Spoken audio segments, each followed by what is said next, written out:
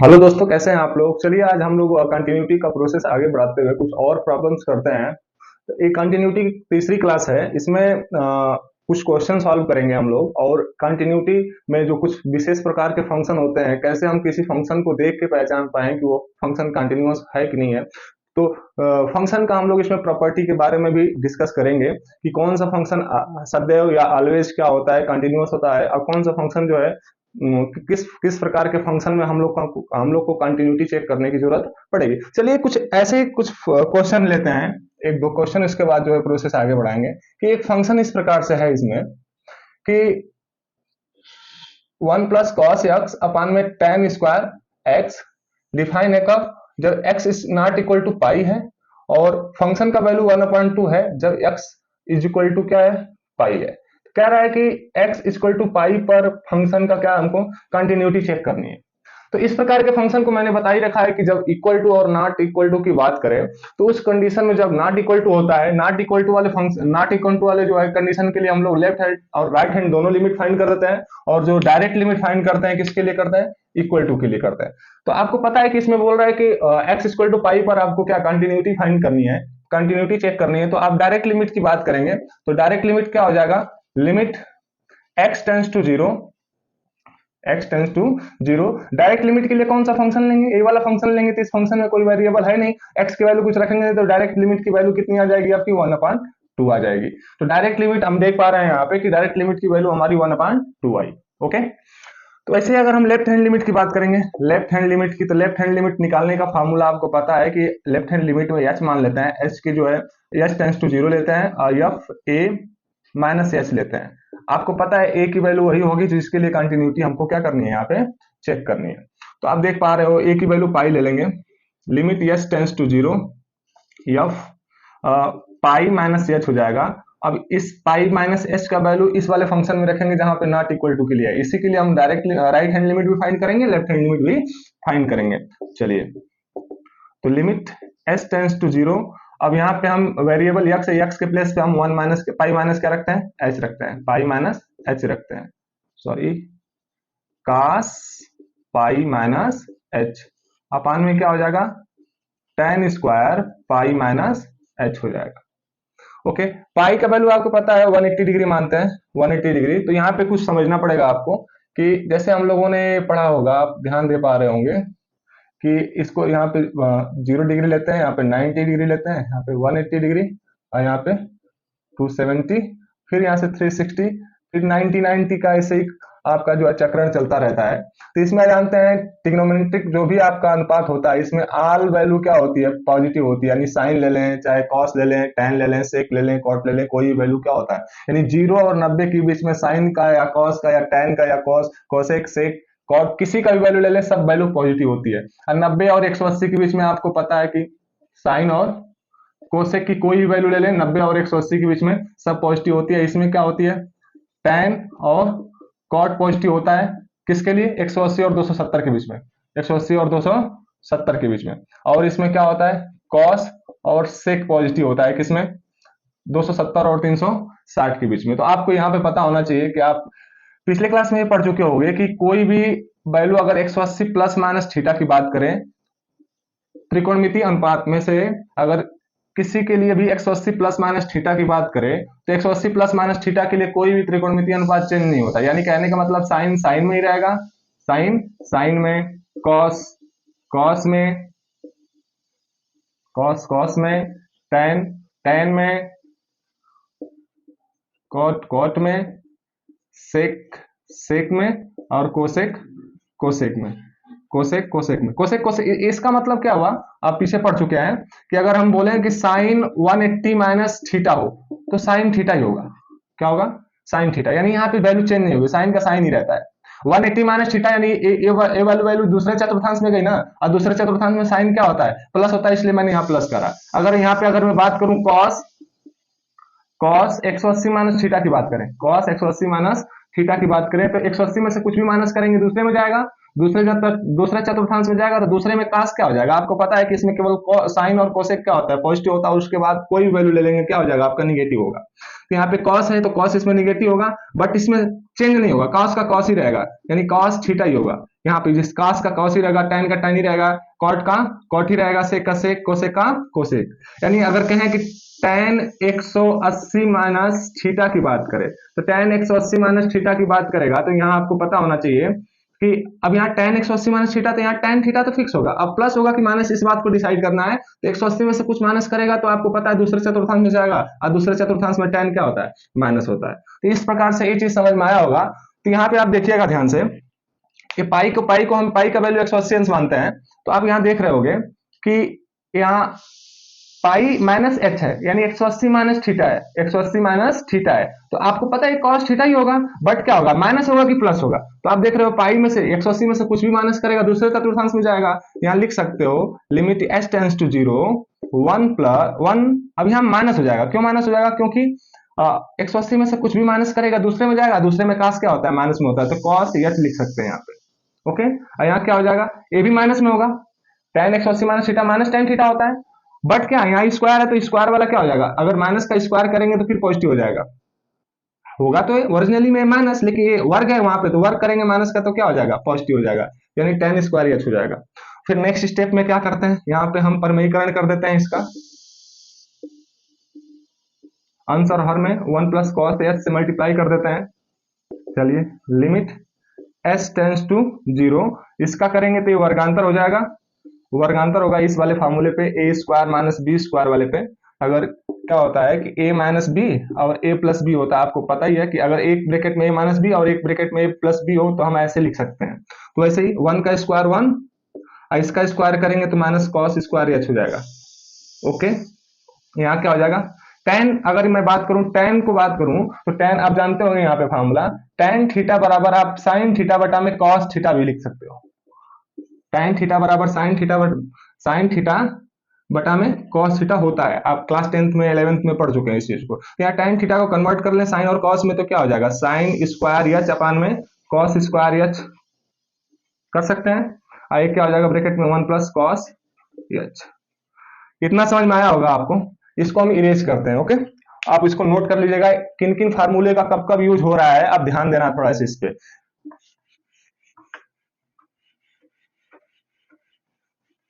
Okay, चलिए अगर मैं बात करूं यहाँ पे इसके बारे में, तो आप सर्वसंख्या पढ़े हुए क्लास 10th में कि sine square theta plus cos square theta, इसका वैल्यू 1 होता है। अगर यहीं से अगर मैं बात करूं साइन स्क्वायर थीटा की वैल्यू की, तो क्या हो जाएगी, यहाँ पे 1 माइनस जाएगा उधर, तो क्या हो जाएगा, कॉस स्क्वायर थीटा हो सकता है, कॉस स्क्वायर थीटा हो सकता है। यानी अगर मैं बात करूं 1 माइनस कॉस स्क्वायर थीटा के प्लेस पे अगर मैं साइन स्क्वायर थीटा रखना चाहूं तो रख सकता हूं। तो देखिए यहाँ पे ध्यान से 1 माइनस कॉस स्क्वायर एच है थीटा के प्लेस पे, तो वही चीज है सेम, यहाँ क्या कर सकते हैं, यहाँ पे साइन स्क्वायर एच लिख सकते हैं। तो limit S tends to 0 sine square H upon में क्या हो जाएगा, यहाँ पे ये साइन स्क्वायर एच अपान में कॉस स्क्वायर एच। ओके, अब 1 प्लस कॉस एच है। अब ध्यान से देखेंगे ए वाला कहां से ऊपर चला जाएगा, यहाँ पे मल्टीप्लाई में, limit S tends to 0 sine square H I into cos square H, ऊपर चला गया, नीचे क्या बचा, sine square H I into में 1 plus cos H, sine square H से साइन स्क्वायर एच कट गया, बचा क्या यहाँ पे, limit S tends to 0 cos square H upon में 1 प्लस कॉस एच। अगर हम बात करते हैं एच की वैल्यू पुट करने की, put the value of h equal to 0, तो एच के प्लेस पे 0 पुट करेंगे तो यहाँ कॉस क्या हो जाएगा, कॉस स्क्वायर 0, और यहाँ पे 1 प्लस कॉस 0, कॉस 0 का वैल्यू 1 होता है, 1 का स्क्वायर 1 हो जाएगा यहाँ पे, और यहाँ पे कॉस 0 का वैल्यू 1 होता है, तो 1 प्लस 1 2, यानी लेफ्ट हैंड लिमिट की वैल्यू भी कितनी आई, 1/2। तो लेफ्ट हैंड लिमिट की वैल्यू कैसे फाइंड करा हम लोगों ने, आपको यहाँ पे समझ में आया होगा। चलिए डायरेक्ट लिमिट फाइंड करा 1/2, लेफ्ट हैंड लिमिट फाइंड करा हमने, क्या 1/2 आया। अब कंटिन्यूटी चेक करना हमको, तो अब राइट हैंड लिमिट भी फाइंड करना पड़ेगा, इसको हम इरेज करते हैं, यहाँ तक आपको समझ में आया होगा। अब इरेज करके हम क्या करते हैं, यहाँ पे राइट हैंड लिमिट फाइंड कर देते हैं। अगर राइट हैंड लिमिट का वैल्यू भी 1/2 आएगा, 1/2 आएगा, तो हम कह देंगे कि जो ये फंक्शन है x इक्वल टू पाई पर क्या है, कंटिन्यूअस है। अगर 1/2 राइट हैंड लिमिट का वैल्यू नहीं आया, राइट हैंड लिमिट का वैल्यू 1/2 नहीं आया, तो फंक्शन क्या हो जाएगा, कंटिन्यूअस नहीं होगा। Limit s tends to 0, right hand limit का formula a plus h, a का वैल्यू आपको पता है क्या हो जाएगा, पाई ही ले लेंगे, तो limit s tends to 0 f pi plus h हो जाएगा, पाई प्लस एच हो जाएगा, ध्यान से समझिएगा। Limit S tends to zero, pi इसका वैल्यू कहाँ रखेंगे, इसी में रखेंगे। जब नॉट इक्वल टू और इक्वल टू होता है तो लेफ्ट हैंड लिमिट और राइट हैंड लिमिट दोनों के लिए एक ही फंक्शन लेते हैं। क्या हो जाएगा, cos पाई प्लस एच, और यहाँ क्या हो जाएगा नीचे आपका अपान में tan square pi plus H.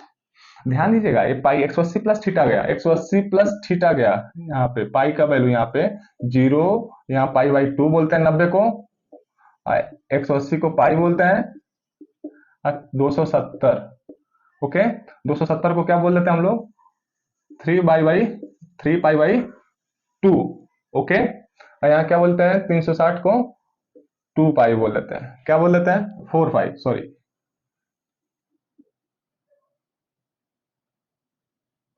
4 पाई बोल देते हैं, क्या बोल देते हैं 4 पाई, और मिस्टेक 2 पाई बोलेंगे ना जी ओके। चलिए यहाँ पे ध्यान दीजिएगा, यहाँ पे पाई प्लस थीटा है या पाई प्लस एच है, तो ये वाला जो वैल्यू जाएगा तीसरे चतुर्थांश में जाएगा। तीसरे में क्या होता है, tan और cot के अलावा सब क्या होता है, निगेटिव होता है। यहाँ पे अगर cos पाई प्लस एच करेंगे तो ये cos तीसरे में जाएगा तो माइनस में होगा, क्योंकि पाई कर रहे हैं तो cos का cos ही होगा, चेंज तो होगा नहीं, क्योंकि 180 प्लस माइनस थीटा में चेंज नहीं होता है यहाँ, लेकिन ये माइनस हो जाएगा, माइनस cos एच हो जाएगा, और ये क्या हो जाएगा इसमें गया तो इसमें tan पॉजिटिव होता ही है, तो tan स्क्वायर एच हो जाएगा। फिर से वही काम करेंगे हम लोग, परमीकरण वाला, limit S tends to zero 1 minus cos H upon में, इसको चेंज कर लेते हैं अभी, साइन स्क्वायर एच अपान में कॉस स्क्वायर एच लिख सकते हैं, tan थीटा को साइन अपान में कॉस होता है tan, अगर मल्टीप्लाई करेंगे तो 1 प्लस कॉस एच, और 1 प्लस कॉस एच से मल्टीप्लाई करेंगे वर्गांतर हो जाएगा। पिछला वाला स्टेप सेम आ गया यहाँ पे, देख रहे हैं आप, तो 1 माइनस कॉस स्क्वायर एच हो जाएगा, 1 का स्क्वायर 1 ही होगा, फॉर्मूला जो लगाएंगे, एक कॉस ऊपर चला जाएगा यहाँ पे, तो कॉस को ऊपर कर लेते हैं यहाँ पे, कॉस वाला कॉस स्क्वायर एच सेम वही ऊपर चला जाएगा, इसका इसके में मल्टीप्लाई करा तो इतना आया, यहाँ क्या आया साइन स्क्वायर एच, अब ब्रैकेट में 1 प्लस कॉस एच, ये वाला इसके साथ ओके।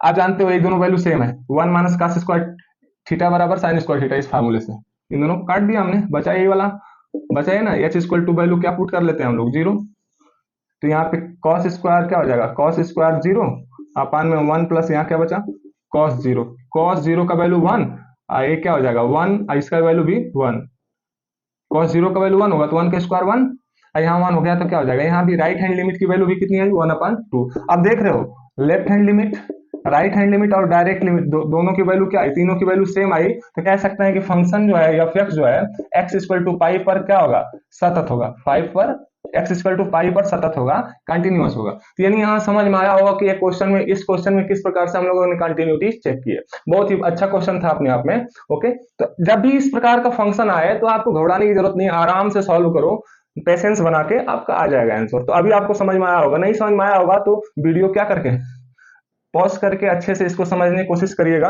आपको समझ में आ जाएगा। एक क्वेश्चन और लेते हैं, इसके बाद जो है फंक्शन के प्रॉपर्टी के बारे में समझेंगे, कौन सा फंक्शन कैसे पहचानेंगे कि वो कंटिन्यूअस होगा, कौन सा फंक्शन कंटिन्यूअस नहीं होगा ओके।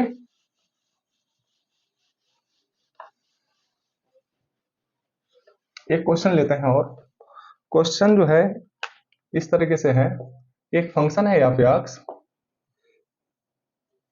साइन 3x अपान में 5x है, 3x अपान में साइन 5x है वैल्यू, कब जब x is not equal to 0 है, और जो है इस फंक्शन का वैल्यू 0 है जब x इक्वल टू 0 है। तो कह रहा है कि x इक्वल टू 0 पर कंटिन्यूटी चेक करो, क्या चेक करो सतता चेक करो, या कंटिन्यूटी सत्ता की जांच करो ओके। इसके लिए आपको समझना पड़ेगा, थोड़ा सा एक फार्मूला यूज होगा जो लिमिट में हम लोगों ने क्लास 11th में पढ़ चुका है। लिमिट में क्या पढ़ा आपको, साइन की प्रॉपर्टी एक आई होगी क्लास 11th में कि अगर लिमिट s टेंस टू 0 हो, अगर साइन h अपान में h हो, साइन के लिए क्या हो थीटा सेम हो, और उस थीटा को ऐसा नहीं, सिंपल सी बात, जो साइन के लिए एंगल हो, एंगल उसके साथ और जो अपान में वो सेम हो, और एंगल की लिमिट कहाँ किसके लिए अग्रसर हो 0 के लिए, तो उसका वैल्यू 1 होता है। ये पढ़ा होगा आपने, या ये आपने आपके बुक में इस प्रकार से इस फार्मूले को ऐसे भी लिख देता है, limit theta tends to 0 sine theta upon में थीटा, इसकी वैल्यू वन होती है। कोई भी फंक्शन इस प्रकार से हो तो उसकी वैल्यू वन होती है। इसका यूज होता है, इस फार्मूले का यूज थोड़ा सा इसमें होगा, या इसको ऐसे भी लिख देते हैं, इसका रिवर्स में, theta tends to zero, theta upon में साइन थीटा इक्वल टू, इसकी वैल्यू भी क्या होती है, वन होती है। आपको समझ में आया होगा। ये लिमिट के लिए क्या है, आप क्लास 11th में इस फार्मूले को प्रूव किया होगा आपने। चलिए करते हैं। तो अगर डायरेक्ट लिमिट की बात करेंगे तो डायरेक्ट लिमिट की वैल्यू तो जीरो आनी है, देख लो इसके लिए। ओके, अगर आप लेफ्ट हैंड लिमिट की बात करें यहाँ पे, तो लेफ्ट हैंड लिमिट का फॉर्मूला लेते हैं, limit S tends to zero, f a minus h होता है, एफ ए माइनस एच क्या हो जाएगा, ए का वैल्यू कितना लेंगे, जीरो पे चेक करना है ना, limit S tends to zero, F F zero minus H, simple सा limit S tends to zero, F minus H, X के प्लेस पे माइनस एच रखेंगे यहाँ पे, ध्यान से देखिएगा, यहाँ क्या हो जाएगा, limit S tends to zero, sine minus का 3h हो जाता अपान में साइन माइनस का 5h हो जाएगा। तो आपको पता है कि साइन माइनस थीटा बराबर क्या होता है, साइन माइनस थीटा बराबर होता है minus sine theta. Class 11th में ट्रिग्नोमेट्री में आपने पढ़ा होगा। केवल पॉजिटिव किसका होता है, कॉस का, कॉस माइनस थीटा बराबर प्लस कॉस थीटा होता है, और सेक माइनस थीटा बराबर क्या होता है, सेक माइनस थीटा बराबर क्या होता है, प्लस सेक थीटा होता है। और जो भी वैल्यू आएगा सबके माइनस थीटा के लिए वो माइनस हो जाएगा। अगर tan माइनस थीटा ले तो माइनस tan थीटा हो जाएगा, माइनस tan थीटा हो जाएगा। आपको समझ में आया होगा यहाँ। अब क्या करेंगे, ये दोनों ये माइनस माइनस आएगा, दोनों माइनस माइनस एक दूसरे से कैंसिल आउट हो जाएंगे, बचेगा क्या यहाँ पे, ये माइनस इसके सामने आता है, ये भी माइनस आता, तो माइनस माइनस कैंसिल आउट हो जाता, तो बचेगा limit S tends to zero sine 3h upon में साइन 5h, यही बचेगा। चलिए वो फार्मूला बनाने की कोशिश करते हैं, देखिए ये वाला फार्मूला देखिए बन पाता है क्या, कैसे बनेगा ये formula, limit S tends to zero है, अगर साइन 3h है ऊपर तो नीचे भी 3h होना, तभी तो बनेगा। ये वाला बनाने के लिए कोशिश करेंगे तो नीचे 5h है, अगर 5h अपान में साइन 5h, तो हमने एक्स्ट्रा में डिवाइड किया करा हमने 3h से, तो यहाँ पे क्या करते हैं मल्टीप्लाई कर दें 3h से, और यहाँ पे मल्टीप्लाई किया तो यहाँ पे 5h से क्या कर दें, डिवाइड कर दें। तो आप देख पा रहे हैं कि लिमिट इन दोनों फंक्शन के लिए अलग अलग जाएगी, तो इसकी वैल्यू भी 1 इस फार्मूले से, और इसकी वैल्यू भी 1 इस फार्मूले से। अगर लिमिट जीरो है तो उसका वेरिएबल क्या है, जीरो की ओर अग्रसर हो, तो इसकी वैल्यू भी 1, इसकी वैल्यू भी 1, h से h कट जाएगा, कैंसिल आउट हो जाएगा, बचेगा क्या हमारा, इसका वैल्यू 1, 1 इंटू इसका वैल्यू भी 1, और इसका क्या हो जाएगा 3/5, यानी 3/5 हमारा लेफ्ट हैंड लिमिट का क्या आया, आंसर आया। लेफ्ट हैंड लिमिट कैसे फाइंड करा आपने समझ पाया, 3/5 हमारा क्या आया, लेफ्ट हैंड लिमिट का आंसर आया। अब ऐसे ही राइट हैंड लिमिट फाइंड कर लेंगे, अगर राइट हैंड लिमिट का वैल्यू क्या आया, सेम आया। अच्छा यहाँ हम देख पा रहे हैं कि डायरेक्ट लिमिट हमारा क्या है, जीरो है, और लेफ्ट हैंड लिमिट क्या है 3/5 है, तो राइट हैंड लिमिट फाइंड करने की जरूरत तो है नहीं, क्योंकि दोनों यहाँ डायरेक्ट लिमिट और लेफ्ट हैंड लिमिट दोनों की वैल्यू क्या है, अलग अलग है, तो इसलिए कह देंगे कि जो फंक्शन एफ एक्स है, एक्स इक्वल टू जीरो पर क्या होगा, सतत नहीं होगा, असतत होगा, क्या होगा, असतत होगा। तो यहाँ आप समझ पाए होंगे कि कैसे हम लोग जो है कंटिन्यूटी चेक कर रहे हैं। कंटिन्यूटी का अभी अब तक हमने तीसरा क्लास ले रहे हैं, तो अब एक चीज समझ में आया होगा, इतना सारा क्वेश्चन हम लोगों ने सॉल्व करा, तो कंटिन्यूटी कैसे सॉल्व कर रहे हैं, कैसे चेक कर रहे हैं, ये चीज आप लोग को अच्छे से समझ में आ गया होगा। ओके, तो ये फंक्शन था, सिंपल ही था, कैसे चेक करा, आपको ध्यान देना है कि कब कौन सा फार्मूला जो है यूज कर रहा है आपको। ओके, कब कौन सा फार्मूला यूज कर रहा है, कुछ फार्मूले आपके माइंड में होने चाहिए, जैसे ट्रिग्नोमेट्री का बेसिक फार्मूला जो भी है आपको याद होना चाहिए। आप 11th में जो भी लिमिट में कुछ फार्मूले पढ़े हैं वो चीज आपको भी मेमोराइज होना चाहिए। ओके, चलिए अब कुछ फंक्शन की प्रॉपर्टी के बारे में समझते हैं कि कोई भी फंक्शन कैसे पहचान लेंगे देख के कि ये फंक्शन क्या होगा, सतत होगा कि नहीं होगा। तो कुछ फंक्शन जो है अपने गुण को, प्रॉपर्टी को बताते हैं, जैसे कि अगर मैं बात करूं फलन के गुण के बारे में, तो पहला गुण बात करेंगे कि यदि कोई जो है, यदि कोई नियतांक फलन हो, नियतांक फलन का मतलब क्या होता है, कांस्टेंट फंक्शन हो, तो कोई भी यदि कोई नियतांक फंक्शन होता है तो सदैव ही क्या होता है, सदैव हर एक वैल्यू के लिए सदैव क्या होता है, सतत होता है, सदैव सतत होता है। नियतांक का मतलब क्या होता है, इसको समझ, नियतांक मतलब कांस्टेंट वैल्यू, कांस्टेंट यानी कोई भी नंबर्स, जैसे अगर एफ एक्स बराबर अगर 5 बोल दे, फंक्शन है ना ये, फंक्शन है भैया, तो यहाँ समझ रहे हैं कि ये 5 आपका कांस्टेंट वैल्यू है, तो ये कांस्टेंट वैल्यू जो भी अगर कोई नियतांक फलन या कांस्टेंट फंक्शन आए तो वो हमेशा ऑलवेज कंटिन्यूटी चेक करने की जरूरत ही नहीं है, इसमें बोल देंगे सीधे ऐसे ही, क्या है कि हर एक वैल्यू के लिए क्या होगा, कंटिन्यूस होगा। अगर एफ एक्स इक्वल टू 6 आए, कांस्टेंट फंक्शन है, एफ एक्स इक्वल टू 7 आ जाए, कांस्टेंट फंक्शन है, तो एक कांस्टेंट फंक्शन जो भी होते हैं, नियतांक फलन जो भी होते हैं आपका क्या होता है, हर एक वैल्यू के लिए क्या होते हैं, ऑलवेज सतत, ऑलवेज कंटिन्यूअस होते हैं। दूसरा अगर मैं बात करूं तत्समक फलन, तत्समक फलन, तत्समक फलन ये भी सदैव क्या होते हैं, सतत होते हैं। अब तत्समक फलन क्या होता है इसको समझने की कोशिश करना पड़ेगा, कि कोई फंक्शन स्वयं से ही रिलेट करे, जैसे अगर f x equal to x हो जाए, या f y equal to y हो जाए, तत्समक है। एक्स की वैल्यू यहाँ पे अगर मैं 1 लूं तो इधर भी 1 आ जाएगा, ये तत्समक फलन है। ऐसा फंक्शन जो भी कहलाता है तत्समक फंक्शन कहलाता है। तो तत्समक फंक्शन जो है सदैव ही क्या होता है, ये भी क्या होता है, तत्समक फंक्शन सदैव क्या होता है, सतत होता है। जैसे एफ 2 इक्वल टू 2 आता, यहाँ एफ वाई का वैल्यू अगर 5 ले लें तो एफ 5 इक्वल टू 5 आएगा। तो तत्समक फलन जो भी होगा वो सदैव क्या हो जाएगा, कंटिन्यूअस होता है, सदैव ही क्या होता है, कंटिन्यूअस होता है। तीसरा और बहुत ही महत्वपूर्ण, बहुपदी फलन, बहुपदी फलन, बहुपदी जिसको हम पॉलिनोमियल फंक्शन कहते हैं, पॉलिनोमियल फंक्शन कहते हैं, ओके। बहुपदी फलन ये भी सदैव क्या होता है, सदैव सतत होता है। अब हम लोग को समझना पड़ेगा कि बहुपदी फलन क्या होता है, बहुपद क्या होता है, पहले बहुपदी फलन समझना पड़ेगा ना। तो आप इसको क्लास 9 10th में ही समझ चुके हैं, एक बार और समझते हैं बहुपद क्या होता है। बहुपद एक ऐसा फंक्शन होता है जिसमें ना, बहुपद एक ऐसा फलन होता है, फलन होता है जिसमें चर पर जिसको हम चर यानी वेरिएबल बोल देते हैं, वेरिएबल, चर पर घात यानी पावर क्या हो, पूर्ण संख्या हो, पूर्ण संख्या हो। बहुपद में जो होगा, बहुपद एक ऐसा फंक्शन होता है जिसमें चर जिसको हम वेरिएबल बोलते हैं उस पर जो पावर हो, घात हो, पूर्ण संख्या हो, तो ऐसा फंक्शन बहुपद कहलाता है। अब पूर्ण संख्या मतलब क्या है, जिसको आप होल नंबर बोलते हो, क्या बोलते हो, होल नंबर बोल देते हो। होल नंबर क्या होता है, शून्य सहित प्राकृतिक संख्या को होल नंबर बोलते हैं। जैसे ये कहां से स्टार्ट होता है, 0 1 2 3 4 ऐसे इनफाइनाइट तक, प्लस इनफाइनाइट तक जो भी होता है होल नंबर होता है।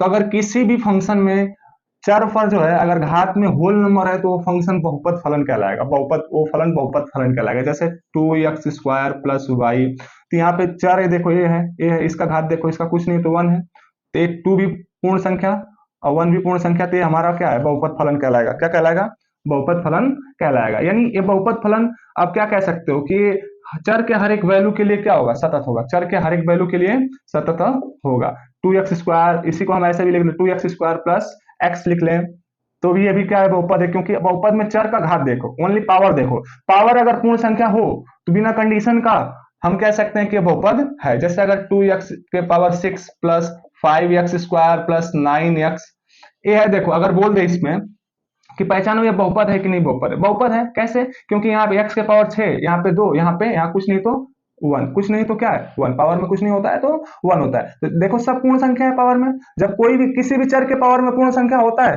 तो आप कह सकते हो कि वह फलन क्या है, बहुपदी फलन या बहुपद होगा, बहुपद होगा। बहुपद आपको पहचानना है तो सिंपल सा है कि चर को देखो, वेरिएबल को देखो, अगर वेरिएबल का पावर क्या हो, पूर्ण संख्या हो, तो आप कह सकते हो कि वह बहुपद होगा। अगर पूर्ण संख्या नहीं है तो बहुपद नहीं होगा। जैसे अगर मैं बोलूं कि 2x के पावर में 1/2 प्लस 5x, अब देखो यहाँ पे ये पावर में 1/2 आ गया, यहाँ पे तो 1 है, पावर में कुछ नहीं है तो 1 है। अब यहाँ पे हमारा पूर्ण संख्या नहीं है 1/2, ये तो फ्रैक्शन हो गया ना। पूर्ण संख्या में कंप्लीट नंबर, शून्य सहित प्राकृतिक संख्या, कंप्लीट नंबर होना चाहिए इस प्रकार से 1 2 3 4 5 6 7 जो भी प्लस इनफाइनाइट तक। लेकिन हमारा यहाँ फ्रैक्शन आ गया तो ये कह देंगे कि बहुपद नहीं है। बहुपद क्यों नहीं है, बहुपद इसलिए नहीं है क्योंकि यहाँ पे वेरिएबल का पावर फ्रैक्शन आ गया, पूर्ण संख्या नहीं है। तो बहुपदी फलन वही फलन होंगे जिनमें चर पे घात क्या होगा, चर पर घात क्या होगा, पूर्ण संख्या होगा।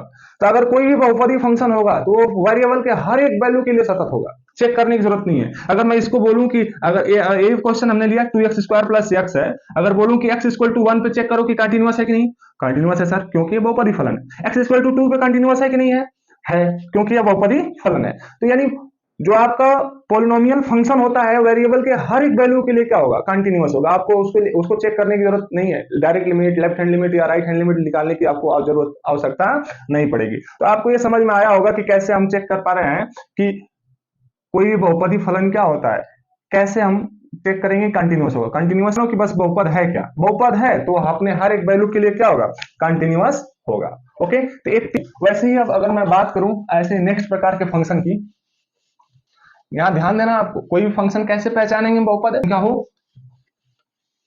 चर पर घात होगा, चर पर घात पूर्ण संख्या नहीं है तो बहुपद नहीं होगा। जैसे अगर मैं बोलूं कि अंडर x² प्लस 5x, बताओ ये बहुपद है कि नहीं सर, इसको हम लिख सकते हैं ऐसे, अंडर रूट का मतलब पावर में 1/2 प्लस हमारा बहुपद नहीं है क्योंकि पावर में क्या आ गया, पावर में फ्रैक्शन आ गया, फ्रैक्शन है पावर में।